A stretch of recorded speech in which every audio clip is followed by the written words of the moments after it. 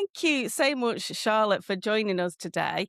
And we'll start with a really easy question. I know we could talk about a million things, but there are some key things we're going to talk about today. But let's start with an easy one. What's your name and where'd you come I from? feel like Cilla In true Black. Cilla style. So I'm Charlotte Thomasson, and I currently reside in Winsford, but I own EweMove Sales and Lettings in Nantwich.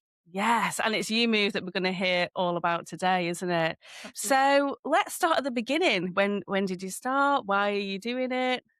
Tell Well, us all about it. so I started with EweMove 3 years ago, actually just coming up to our third anniversary. I started it because, well, a few reasons. So as you know, I've got quite a history in horses and equestrian, and I had to kind of stop that because of just repetitive injury to my back.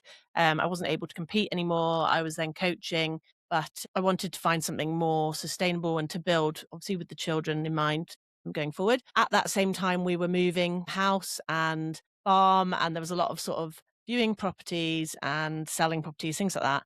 And we experienced really, really dreadful service.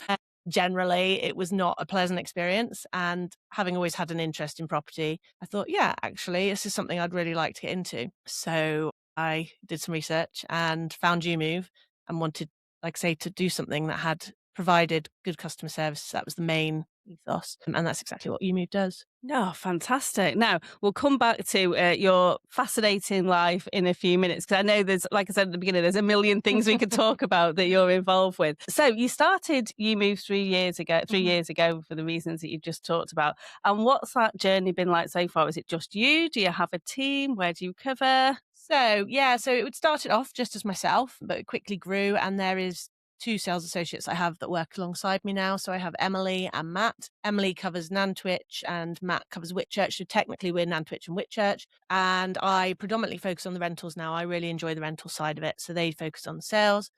And what areas do you cover? Like I say, our territory is Nantwich and Whitchurch, but we like to go quite wide. I think through networking predominantly, you meet people from all over the place. We sort of cover from Staffordshire to North Wales. Emily sold one in Barmouth and then down to Shrewsbury and Shropshire. Fantastic. So you're slowly getting it everywhere across the country and into Wales as well. Absolutely. Why not? Why just have Nantwich when you can have it all? That's brilliant. But our predominantly, our core patch is Nantwich and Crewe. I think Crewe's a really good market as well. But we love, obviously, the town of Nantwich, and working there is great. Absolutely. Yes, we do love Nantwich here at the Twitch podcast. And so you mentioned about networking and getting out there. And we obviously know each other predominantly through networking and things. Has that been valuable to you as you've been starting a new business and growing it in the way that you have? Yeah, hugely. I think the foundation of a business has been through networking, and that has been a huge growth for us as well. I think about 85% of our customers come either through referral via networking or recommendation, previous customers, things like that. So that is predominantly our customer base. Fantastic. And I have to say that in Nantwich, we are spoilt for choice with the amount of networking opportunities, aren't we? I think that's one of the beauties of living in a town like Nantwich, is that everyone gets to know everybody and learn what you do and who to go for what. That is one of the nice things about living in the area, isn't it? Definitely, absolutely. And before starting EweMove, I'd never done any networking, so it was quite a scary thought at the start. And then the first networking group I went to, I started to meet people, which led me to other people and other networking groups, and then just expanded. And like you say, you soon get to know a lot of people, and there's a lot of connections there, which is really lovely. And so I guess that takes us back then to EweMove days, and you were talking about some of the things that you were doing prior to setting up the estate agents.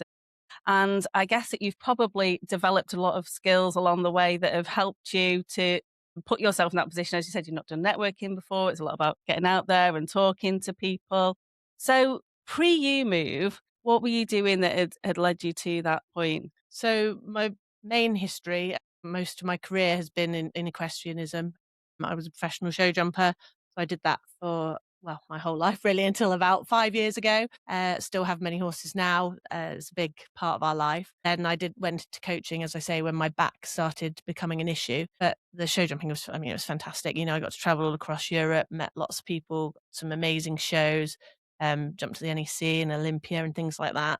So that was fantastic. And then I also did a little bit of hospitality and retail as well. Alongside, I had an equestrian clothing store online and things as well, which again, just more transferable skills really. So obviously, I'm really interested to hear about what you were doing before, because I know that we obviously have a shared agricultural and livestock background, and the equine bit. I knew that you'd been in equine before, and to a competitive level and award winning. Is that Yeah. right? Hadn't you won a lot of awards? Yeah, so I jumped to sort of 5-star, like I say, international level. We used to compete in sort of Spain, Portugal, Holland. My sort of highlight of the career was winning the Prix at the NEC in Birmingham, 2014.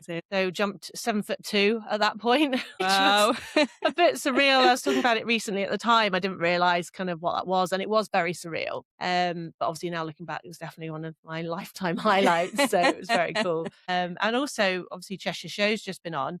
I won the big class there a few years ago, so that was really nice too, to do something local. Yeah, absolutely. Bringing it back to Cheshire Absolutely. after your world travels. Okay, so that brings us back to today. And obviously, you said that you predominantly like to look after the letting side of things, and that's where you're happiest. What does a day look like in the EweMove world? Never the same. Again, why I like it, it's always bringing different things. And, when the sales is busy, sometimes, the rentals can be quieter and it sort of switches around, which makes that a really good business model as well as interest, to keep us going. But I mean, day to day, it's, following up with solicitors. I do still do a few sales, but I'm trying to edge out of that. So yeah, following up with solicitors, making sure, that the sales are progressing, making listings ready, speaking to customers, doing photos. And then regarding rentals, it's checking certificates are up to date, compliance, making sure tenants are happy, landlords are happy, and just ensuring everything's ticking along nicely, really. Great. And I guess there must be some interesting moments in the job as well, some weird and wonderful things that you must come across going into people's houses. Is there anything that you can share with us that's been interesting? A couple of interesting ones. One was a rental inspection, and they didn't warn me that someone was asleep in one of the bedrooms. After getting to the final bedroom, and I turned the lights on, opened the curtains, taking pictures, scared me to death when I found someone in the bed. And the other one actually was a sale, and it was a bit of an interesting story. The lady came to view, and as she got out the car, she said to me, she had her children in the car as well, and she said, "Really sorry, but I haven't told them that we're looking at this to buy. I've said you're a friend of ours and we're just coming to see you." So I had to pretend that it was my house, not that I was selling it to these children who made themselves very comfortable on the sofa. Luckily, I had the iPads, but they wanted to know why I had this sofa there, who lived in this bedroom there, and I had to concoct this whole story. So yes, we never quite know what we're getting thrown at us. Oh, that's brilliant. And I guess going back to those transferable skills, years of being in the spotlight probably helps with those kind of situations. Thinking on your feet, definitely. That's brilliant. And then coming on to some highlights, I know that you've recently won some awards. So some high moments there. Do you want to tell us about that? Yeah, absolutely. EweMove as a national brand has won a lot of awards with the Best Estate Agent Guide for the last 4 years. But recently, we as a local branch have won the Esters Awards for Best in CW5 postcode. Now they issue 3 awards for sales and then lettings for landlords and tenants. And we've picked up the award for all 3 of those, which is fantastic. Huge congratulations. Well done. Thank you. We're so proud for it to be recognised locally. But also it's based purely on feedback from genuine customers. So it's all via reviews, but people that have actually sold or let or rented through us. So it's all verified, and it's really exciting. Oh, that's brilliant. Congratulations to you all. Thank I you. guess as a small business, things like that mean the world to you. They really do. And again, especially being local and being the customers that we're actually working with. And it's now put us forward for the shortlist for Best in County, Best in Region, which will be in October. So we will see. Oh, I'll keep my fingers crossed. That's very exciting. And then obviously going back to our networking, shared experiences, I've been at events where you've talked about advice that you give to people preparing their homes, whether it be to rent or to sell. And I know there's some really interesting pointers that you give. Is there any of those that you can share with us today? Sure, yeah. I mean, from a sales perspective, I think one of the most important things is curb appeal. Your house, if it's not looking appealing and attracting people, then people are not going to come in the door to start with. So, and again, that comes to marketing as well, ensuring you've got good photos, quality photos, straight pictures, and obviously video these days is such an important thing. A lot of things are going out now on social media, so having those video tours and personal video tours are really important as well. And then from a rental side, It's really important. Obviously, there's a lot of legislation changed recently, and it's really important to make sure you've got the right person in there. So we pride ourselves on showing as many people as we can around, meeting them all in person before obviously accepting tenancy applications, and not just accepting the first person that wants the property and puts a deposit in. Yeah. So it's quite a process then to get to the point of having the right person in the right property. Yeah, it really is. And there is such a demand for rental properties. There's a shortage of properties available and a lot of people looking. So there's always a high number of inquiries. But like I say, we try and really get the biggest pool of people that we can to get the right person and the best person for that property so they can be happy in there, and the landlords are happy too. Yeah. Yeah. I can imagine. And then on the flip side of that, there's a few definitely don'ts when people are preparing properties or making them the most appealing. What would they be? Two things that are quite off-putting for people from a sales point of view, which don't happen too often.